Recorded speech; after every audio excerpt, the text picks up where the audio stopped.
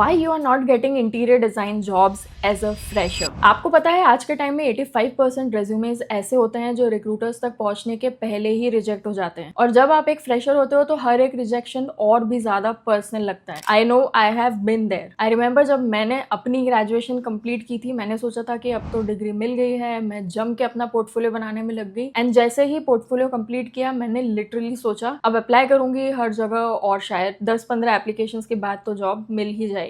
लेकिन जब मैंने अप्लाई करना स्टार्ट किया, मुझे बार बार एक ही रिप्लाई मिला था, unfortunately we are looking for someone with experience, we need someone with 3 years experience, unfortunately we can't go ahead with your application and so on. And ये लूप ऐसे ही चलता रहा। यू नो व्हाट, मैं बहुत ही confuse थी, frustrated थी, और फ्रैंकली यही टाइम होता है जब आप सेल्फ डाउट करने लगते हो और तरह तरह के सवाल दिमाग में आने लगते हैं। क्या मेरा पोर्टफोलियो खराब है, मेरा डिजाइन अच्छा नहीं है, मैंने ईमेल में कुछ गलत लिख दिया क्या, एंड सो ऑन। आप विश्वास नहीं करोगे, जब मैंने दुबई मूव किया था विदाउट एनी जॉब, तब तो प्रेशर और भी ज्यादा था, क्योंकि हर दिन हजारों जगह सीवी भेजना, हर दिन इंटरव्यू कॉल्स का वेट करना, और हर एक रिजेक्शन के बाद खुद को मेंटली स्टेबल करना, ये सब इमोशनली बहुत ही ज्यादा एग्जॉस्टिंग होता है। मैंने ये सब फर्स्ट हैंड एक्सपीरियंस किया है, एंड मुझे पता है कि कितना मेंटल प्रेशर होता है आप पर फिर एक पॉइंट के बाद मैंने रियलाइज किया कि ऐसे तो नहीं चलेगा। I really need to do something about it. मुझे खुद ही पता लगाना पड़ेगा कि गलती कहाँ है, मेरे पोर्टफोलियो में, मेरे रेज्यूमे में, या मेरे अप्रोच में। और जब आप खुद से चीजों का सोल्यूशन निकालना स्टार्ट कर देते हो, सिचुएशंस एनालाइज करने लग जाते हो, तो चीजें अपने आप सही होने लग जाती है। आपको पता है फ्रेशर्स का मेन इशू ये होता है कि उन्हें ये पता ही नहीं होता कि उनकी रिजेक्शन का असली रीजन क्या है। एंड आज इस वीडियो में मैं आपको डिटेल में बताऊंगी वो सारे रियल एंड एक्चुअल रीजंस जिनकी वजह से फ्रेशर्स को इंटीरियर डिजाइन जॉब्स नहीं मिलती है, और उसके साथ ही साथ मैं आपको प्रैक्टिकल सोल्यूशंस भी दूंगी जो मैंने अपनी 10 years की प्रोफेशनल जर्नी से सीखे हैं, एंड आज तक मैं इन लर्निंग्स को अपने करियर में अप्लाई कर रही हूँ। Why freshers get rejected? Let's break it down. Number 1,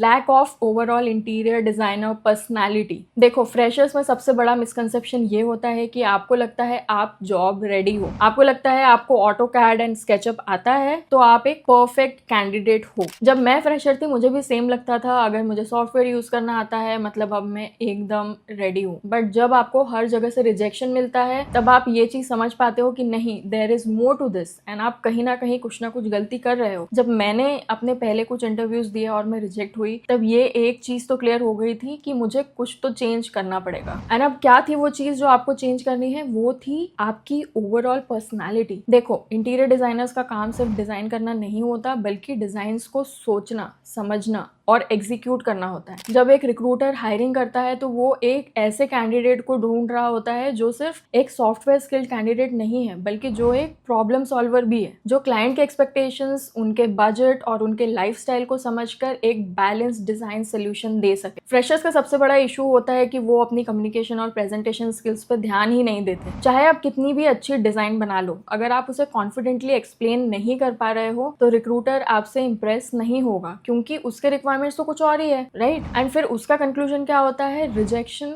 rejection and सिर्फ रिजेक्शन। अब इसे आपको फिक्स कैसे करना है? आपको अपने डिजाइन को एक्सप्लेन करने का प्रैक्टिस करना है। आप खुद को ही एक मॉक प्रेजेंटेशन दो। आप प्रेजेंटेशन देते हुए खुद को रिकॉर्ड भी कर सकते हो, वीडियो, ऑडियो, जैसे भी आपको ठीक लगे। एंड उसके बाद उस वीडियो या ऑडियो को बार बार प्ले करके एनालाइज करो। क्या आप फ्लुएंटली प्रेजेंटेशन दे पा रहे हो? क्या आप अपने डिजाइन कॉन्सेप्ट या आइडियाज को प्रॉपरली एक्सप्लेन कर पा रहे हो या नहीं? आप अपने फ्रेंड्स या किसी फैमिली मेंबर के साथ भी ये प्रैक्टिस कर सकते हो, फिर उनसे भी फीडबैक लो। उन्हें क्या लगता है, उन्हें आपका प्रेजेंटेशन समझ में आया? अगर नहीं आया तो आप उसे और बेटर कैसे कर सकते हो? इससे क्या होगा, एक तो आपको खुद का फीडबैक मिलेगा, प्लस अपने फैमिली मेंबर्स या फ्रेंड्स से भी फीडबैक मिलेंगे। फिर एनालाइज करो इसे आप और बेटर कैसे कर सकते हो, एंड इससे होगा क्या, आपकी एक थॉट प्रोसेस क्लियरली डिफाइन हो जाएगी। आपको एक स्ट्रक्चर पता रहेगा कि आपको कैसे इंटरव्यू में अपने डिजाइन्स को एक्सप्लेन करना है, क्योंकि आपने प्रैक्टिस की होगी एंड आपको पता होगा कि हर लाइन के पीछे जो आप एक्सप्लेन कर रहे हो उस क्यों, वाई का जवाब आपके पास होगा, जो आपको इंटरव्यू में पूछे गए क्रॉस क्वेश्चंस को आंसर करने में हेल्प करेगा। और ये याद रखना, एक स्ट्रॉन्ग इंटीरियर डिजाइनर वो होता है जो क्लाइंट के साथ बैठकर उनकी ही लैंग्वेज में उन्हें प्रॉब्लम समझाए और उन प्रॉब्लम्स का डिजाइन सोल्यूशन दे, क्योंकि क्लाइंट्स को डिजाइन लैंग्वेज समझ में नहीं आती है। क्लाइंट्स को तो नॉर्मल लैंग्वेज ही समझ आती है। They are not professional like us, right? तो यहाँ पे आपका communication skills and overall personality plays a major roles. Freshers को अपने कम्युनिकेशन स्किल्स पे बहुत ज्यादा ध्यान ध्यान देना चाहिए एंड अपनी एक ओवरऑल पर्सनैलिटी बिल्ड करनी चाहिए। आप इतने कॉन्फिडेंट हो जाओ अपने कम्युनिकेशन स्किल्स में कि रिक्रूटर या क्लाइंट आपसे कोई भी क्वेश्चन पूछे, आपको उसका आंसर डिजाइन लैंग्वेज में देते आए एंड आप हेजिटेट ना करो। फ्रेशर्स को सबसे पहले अपना एक डिजाइनर पर्सनैलिटी बिल्ड करने पर ध्यान देना चाहिए, जिससे आप जॉब रेडी बन पाओ अपनी ग्रेजुएशन कंप्लीट करने के बाद। अब कम्युनिकेशन एंड पर्सनैलिटी बिल्डिंग तो एक फैक्टर हुआ, उसके बाद आपका रेज्यूमे सबसे मेजर रोल प्ले करता है, जिसकी वजह से 90% फ्रेशर्स का रेज्यूमे फर्स्ट ग्लांस में ही रिजेक्ट हो जाता है। रेज्यूमे एटीएस फ्रेंडली नहीं है। जब आप फ्रेशर होते हो स्पेशली डिजाइन फील्ड में, तो आपको लगता है क्योंकि इंटीरियर डिजाइन एक क्रिएटिव फील्ड है, आपका रेज्यूमे भी क्रिएटिव होना चाहिए। क्रिएटिव से मेरा मतलब है एकदम colourful,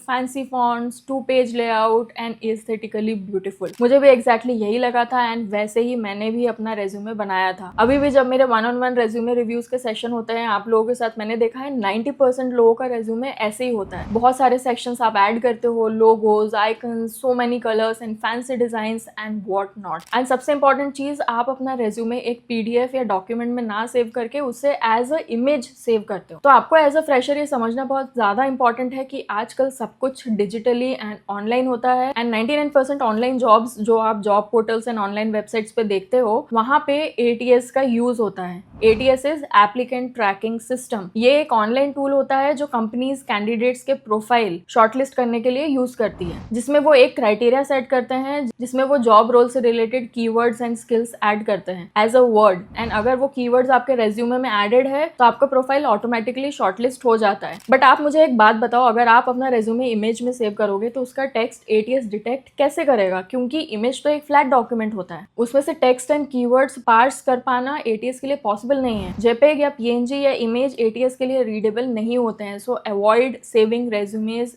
as a image at all cost. तो मेजॉरिटी फ्रेशर्स यही करते हैं and this is a major reason आपका प्रोफाइल रिक्रूटर के पास पहुंचने से पहले ही रिजेक्ट हो जाता है। सबसे बेस्ट होता है कि आप अपना रेज्यूमे डॉक्यूमेंट फॉर्मेट में बनाओ एंड उसे एज अ वर्ड डॉक्यूमेंट या पीडीएफ ही सेव करो। मैंने अपना खुद का सीवी टेम्पलेट लाइव किया हुआ है जो मैं आज भी यूज करती हूँ। अगर आप फ्रेशर हो या एक्सपीरियंस्ड हो, आप भी यूज कर सकते हो। Link description and pin comment में आपको मिल जाएगा। अब बात करते हैं आप इसे फिक्स कैसे करोगे। 1 से 2 मैक्स पेजेस का मिनिमल क्लीन सीवी बनाओ। फॉर्मेट एकदम सिंपल यूज करो। I recommend to keep everything line by line. ज्यादा कॉलम्स एंड सेक्शंस ऐड नहीं करना है। जितना ज्यादा सिंपल रेज्यूमे फॉर्मेट होगा उतना ही ज्यादा चांसेस होते हैं आपके सीवी शॉर्टलिस्ट होने के। सॉफ्टवेयर के आगे आपका प्रोफिशिएंसी लेवल लिखो, जैसे beginner level, intermediate level, advance level. Resume में वही कीवर्ड्स लिखो जो डिस्क्रिप्शन में दिए गए हैं, जैसे site coordination, space planning, AutoCAD drafting, client presentation and so on. Grammar और अलाइनमेंट भी परफेक्ट होना चाहिए एंड सबसे इंपॉर्टेंट है 2 से 3 बार प्रूफ रीड जरूर करना रेज्यूमे को, कोई स्पेलिंग मिस्टेक्स ना हो। सेकंड मोस्ट इंपॉर्टेंट फैक्टर जिसकी वजह से फ्रेशर्स को जॉब्स नहीं मिल पाती है वो है आपका portfolio. Know industry standard projects in portfolio. अब ऑब्वियस है अगर आप फ्रेशर हो तो आप अपने पोर्टफोलियो में एकेडमिक वर्क या कॉलेज में किए गए प्रोजेक्ट्स को ही ऐड करोगे, विच मेक सेंस ऑल्सो। अब यहाँ पे प्रॉब्लम ये नहीं है कि आपने पोर्टफोलियो में क्या प्रोजेक्ट्स ऐड किए हैं, बल्कि प्रॉब्लम ये हो जाती है कि आपने उन प्रोजेक्ट्स को कैसे अपने पोर्टफोलियो में ऐड किया। सबसे बड़ी मिस्टेक्स यहाँ पे फ्रेशर्स करते हैं, वो कॉलेज में किए गए प्रोजेक्ट्स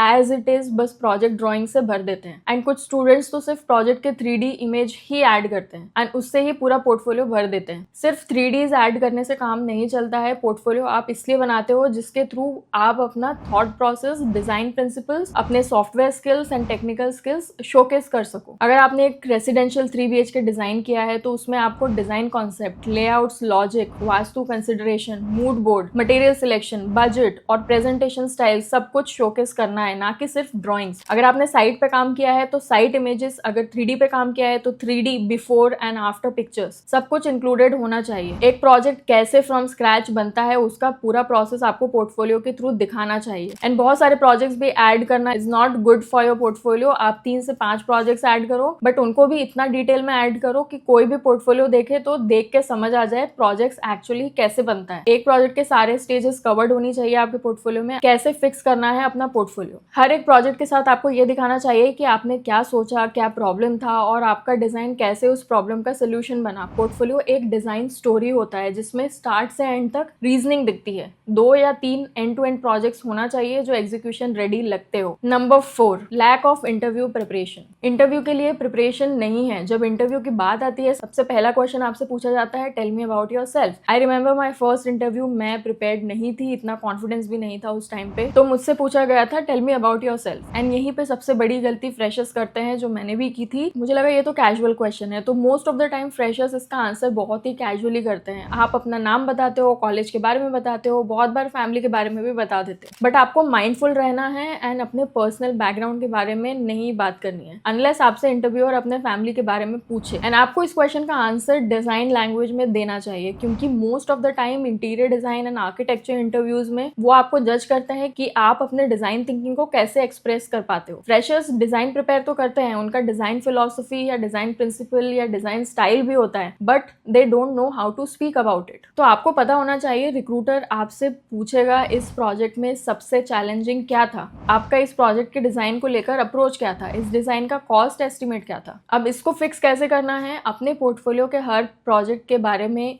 1 मिनट का एक्सप्लेनेशन रेडी रखो। सॉफ्ट स्किल्स, बॉडी लैंग्वेज और कॉन्फिडेंस के साथ बात करना सीखो, जैसे कि मैंने ऑलरेडी बताया। मॉक इंटरव्यू सेशंस करो, इवन अपने आप के साथ ही करो, बट प्रैक्टिस करते रहो। नंबर 5, रियल साइट एक्सपीरियंस कम है या जीरो है। बहुत बार जब फ्रेशर्स के इंटरव्यू होते हैं तो आपसे पूछा जाता है, have you ever worked on site और coordinated with contractors. And most of the cases में फ्रेशर्स को ऑन साइट एक्सपीरियंस नहीं होता है। अब देखो, ग्रेजुएशन के बाद मुझे लगता है आपको ड्यूरिंग इंटर्नशिप मिनिमम एक प्रोजेक्ट पे तो एंड टू एंड काम करना चाहिए, सो दैट आप पूरी प्रोसेस से फेमिलियर हो पाओ। क्योंकि फ्रेशर्स जो सिर्फ सॉफ्टवेयर सीख लेते हैं पर site coordination, BOQ, execution, understanding पे काम नहीं करते, रिक्रूटर्स उनके प्रोफाइल को रिजेक्ट कर देते हैं, कंसिडरिंग दैट आपको रियल प्रोजेक्ट पे काम करने का एक्सपीरियंस नहीं है। अब इसको कैसे फिक्स करना है, आप फ्रीलांस या इंटर्नशिप प्रोजेक्ट्स लो जहां साइट पे जाके आप एग्जीक्यूशन का काम ऑब्जर्व कर सको। Site photos, real material samples, client meetings, ये सब अटेंड करो, जिससे आपका प्रोफाइल और स्ट्रॉन्ग बिल्ड हो सके। क्योंकि देखो, एग्जीक्यूशन समझना भी डिजाइन का एक बहुत इंपॉर्टेंट पार्ट है, so make sure to do that. Number 6, networking करना नहीं आता है। उसके बाद सबसे बड़ी मिस्टेक जो फ्रेशर्स करते हैं, स्टार्टिंग से ही नेटवर्किंग नहीं करते हैं या आपको नेटवर्किंग करना नहीं आता है। सबसे बेस्ट होता है कॉलेज के टाइम पे आप अपने सीनियर से कॉन्टैक्ट बनाओ एंड लिंक्डइन पे भी कनेक्ट करना स्टार्ट करो, तब जाकर आपको रियल जॉब लीड्स मिलेंगे। सिर्फ सीवी भेजने से जॉब नहीं मिलती, आपको अपनी विजिबिलिटी बढ़ानी पड़ती है ना। इसको आप कैसे फिक्स करोगे, आप लिंक्डइन पे डेली लोगों को कनेक्ट करो, एचआरस, आर्किटेक्ट्स, डिजाइनर्स, इन लोगों से कनेक्शंस बनाओ, अपना नेटवर्क सर्कल बनाओ। इंस्टाग्राम पे अपने डिजाइन दिखाना स्टार्ट करो, फ्रीलांस प्लेटफॉर्म्स या रेफरल के लिए एक्टिव रहो। फिर उसके बाद आता है point number 7, online portfolio digital presence नहीं है। फ्रेशर्स एक और चीज मिस आउट कर जाते हैं, जो कि एक और मेजर रीजन है आपके जॉब रिजेक्शंस के लिए, वो है आपका ऑनलाइन प्रेजेंस। अच्छा, आप मुझे बताओ, जब रिक्रूटर गूगल करेगा आपका नाम और एनी सोशल मीडिया प्लेटफॉर्म, तो क्या आपका प्रोफाइल विजिबल होगा या आपने प्राइवेट कर रखा है? क्योंकि आजकल डिजिटल वर्ल्ड में रिक्रूटर्स क्रॉस चेक करते हैं विथ योर लिंक्डइन प्रोफाइल और इंस्टाग्राम प्रोफाइल कि आपका काम कैसे है, या Behance जैसे प्लेटफॉर्म्स पे क्या आपका पोर्टफोलियो लाइव है। ये मानो या ना मानो, बट बहुत ज्यादा हेल्पफुल होता है for you to get a job. जब आपका प्रोफाइल प्रॉपरली बिल्ड होता है